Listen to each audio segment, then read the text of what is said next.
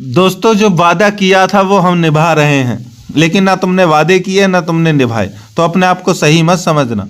तुमने वादा किया है अच्छे नंबरों से पास होने का, पढ़ने का, तो उस वादे जो है तुमने खुद से किया है, जो हमारे पास तक ट्रांसफ़र हो गया है, उसको निभाना है। क्योंकि हमने वादा किया था पहले कि भैया नेक्स्ट क्वेश्चन हम लेकर के आ रहे हैं खतौनी। अब आपने पिछला क्वेश्चन कंप्लीट कर लिया होगा, तो चलिए स्टार्ट करते हैं खतौनी को। अरे पीछे वाला क्वेश्चन जल्दी से देख करके आइए, समय है नहीं बिल्कुल भी, स्टार्ट करते हैं क्वेश्चन। खतौनी से आप क्या समझते हैं? हालांकि दोस्तों सभी को पता होगा, सभी ने जिन जिनके पास में जमीन है मतलब कि खेत है, खतौनी खेत की होती है, ध्यान रखना। जिसके पास में जो खेत है उन सभी ने एक बात जरूर सुना होगा, खतौनी। चलिए उसी के बारे में पढ़ते हैं, खतौनी है क्या। देखिए खतौनी, यद्यपि खतौनी शब्द भू राजस्व अधिनियम में कहीं भी वर्णित नहीं है, मतलब कि इसका नाम कहीं भी नहीं है, फिर भी अधिनियम में वर्णित वार्षिक रजिस्टर, एनुअल रजिस्टर नामक जो कागजात धारा 33 में वर्णित है, वही खतौनी के नाम से पुकारा जाता है। खतौनी अब 6 साल में एक बार तैयार की जाती है, जो शासन आदेश संख्या 3971 4026 46478 तारीख 9 मार्च 1979 1387 फसली से प्रभावी है। मतलब कि इसके अकॉर्डिंग, कहने का मतलब सीधा सीधा है कि खतौनी क्या होती है दोस्तों। खतौनी वो होती है जिस खतौनी, मतलब कि जैसे आपका खेत है, ठीक है, तो खेत का मालिक कौन है वो उस खतौनी में लिखा हुआ होता है। ठीक है, खेत का मालिक कौन है उस खतौनी में लिखा हुआ होता है कि भाई फलाना फलाना खेत है और इसकी खतौनी में इसका मालिक वो है। और ये इसका रिकॉर्ड जो होता है वो कहां पर होता है? एनुअल रजिस्टर, जो सरकार के पास में होता है, राज्य सरकार के पास में होता है। जिस भी सरकार में आप हैं वही बताते हैं कि भाई ये जो खेत है असली मालिक कौन है, वो खतौनी ही बताती है। तो स्मरणीय है, याद रहे कि खतौनी में केवल 13 खाने होते हैं, ध्यान रखना। एक प्रारूप दिखाएं हम खतौनी का, चलिए हम खतौनी दिखा देते हैं कैसी होती है। तो खतौनी जो होती है 13 खाने होते हैं। जोतदार का नाम, जोतदार मतलब आसामी या जोतदार, मालिक जो भी कह सकते हैं, तो का नाम, पिता का नाम, निवास स्थान, कब्जा धारण की अवधि, मालगुजारी आदि विवरण खतौनी में विशेषता होते हैं जो कि किसी अन्य कागजात में नहीं होते। ठीक है, ये दिख रही है ना खतौनी, इसमें नाम, पिता का नाम, निवास स्थान, कब्जा का धारण, मालगुजारी, सारी चीजें देखो इस तरह से बताई गई हैं। इसी को बोला जाता है खतौनी। चलिए आगे बढ़ते हैं। देखिए खतौनी में जोतदारों का वर्णन होता है कि वे किस हैसियत, स्टेटस से भूमि को धारण, होल्ड कर रहे होते हैं। यदि किसी व्यक्ति ने अपनी भूमि में मकान आदि बना लिया है, तब भी वह उसमें दर्ज रहेगा। जब कभी भूमि के कब्जे में परिवर्तन हो तो इस रजिस्टर में दाखिल खारिज प्रक्रिया से कब्जे का इंदराज एंटर किया जाता है। षटवर्षीय खतौनी, 6 साल की जो खतौनी होती है, देखिए पूर्व खतौनी की सहायता से निम्नलिखित प्रारूप फॉर्म में बनाई जाएगी। किस तरह से? नंबर 1, खाता नंबर, जोतदार का नाम, पिता का नाम और निवास स्थान। तीसरा खाना, जोतदार प्रारंभ होने का वर्ष। चौथा खाना, खाता के प्रत्येक गाटा प्लाट का खसरा नंबर। 5वां, खाता के प्रत्येक गाटे का क्षेत्रफल। 6, जोतदार द्वारा दे मालगुजारी, मतलब जो लगान है वो। ये सारी चीजें इसमें क्या होगी दोस्तों? मेंशन होगी, जिसको हम खतौनी कहेंगे। अब अंत में एक बार फिर से देख लीजिए, ये है खतौनी। ठीक है, इसमें सारी चीजें आपने कभी ना कहीं मिस का मैच देखी होंगी, कभी ना कभी आपने जरूर इसको देखा होगा। तो ये क्वेश्चन है 10 नंबर में आ सकता है और 4 नंबर में भी आ सकता है। देखिए अब बात आती है यहाँ पर कि जो खतौनी होती है क्या उसमें परिवर्तित हो सकता है? ठीक है, अभी आपने देख लिया खतौनी कैसी होती है, अब उसमें परिवर्तन की बात करते हैं।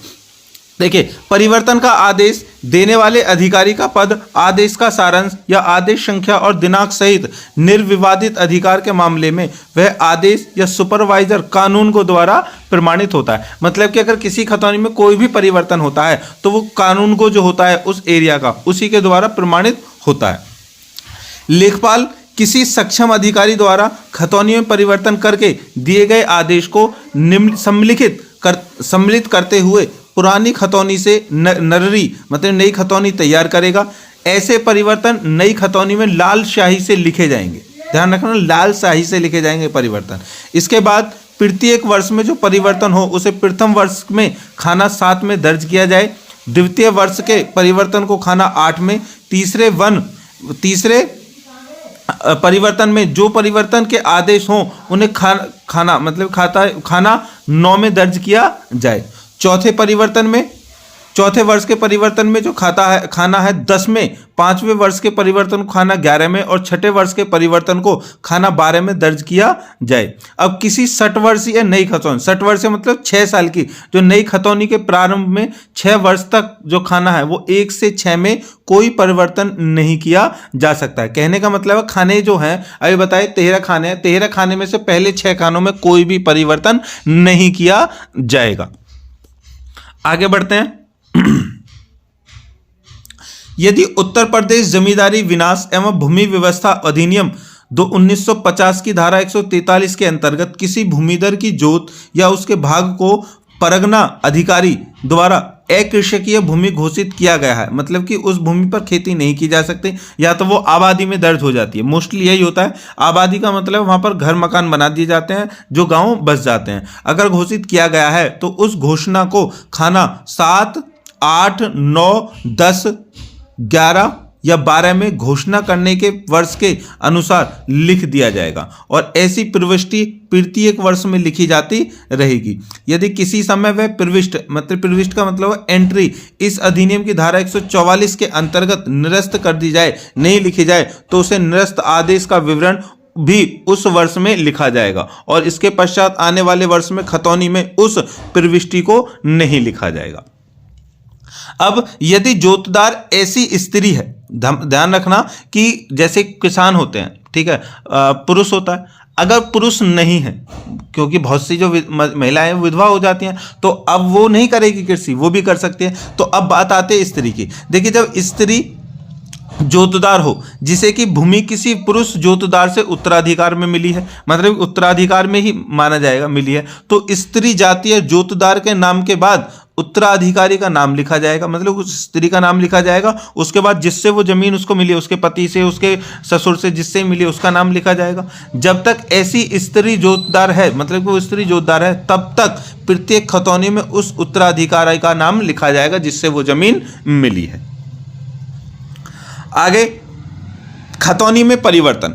देखिए, खतौनी उत्तर प्रदेश भू राजस्व अधिनियम की धारा 33(3) स्पष्टता वर्णन करती है कि कलेक्टर या जैसा यहां विहित हो, तहसीलदार या कानूनगो के आदेश के बिना कोई परिवर्तन या समव्यवहार चेंज ऑफ ट्रांजैक्शन इसमें अभिलिखित नहीं किया जाएगा। मतलब कलेक्टर, तहसीलदार या कानूनगो के अलावा कोई भी उसमें कोई चेंज नहीं कर सकता।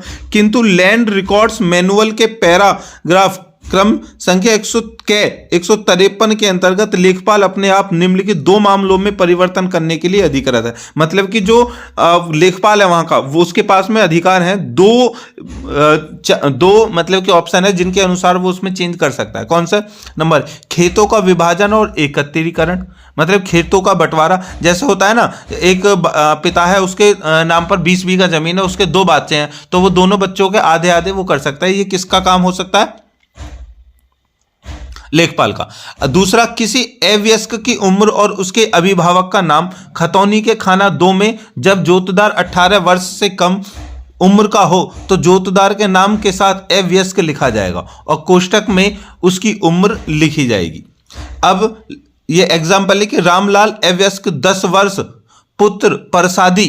तत्पश्चात तैयार होने वाली प्रत्येक खतौनी में 6 वर्ष की उम्र को जोड़ दिया जाएगा जब तक कि वह 18 वर्ष का न हो जाए। इसके बाद वाली खतौनी में अवयस्क शब्द और उसकी उम्र एवं अभिभावक का नाम हटा दिया जाएगा। मतलब कि जो जैसे कि कोई बच्चा है, ठीक है, अब उसके जो पिता है जिसके नाम पर वो जमीन है, ठीक है, वो नहीं रहते हैं, तो उसके बाद वो जमीन किसके नाम पर आ जाएगी? उन बच्चों के नाम पर आ जाएगी। लेकिन जब तक वो बच्चे नाबालिग रहेंगे तो उनके नाम पर तो रहेगी ही, लेकिन उन नाबालिग के साथ में वो लिखा रहेगा उसके आगे क्या?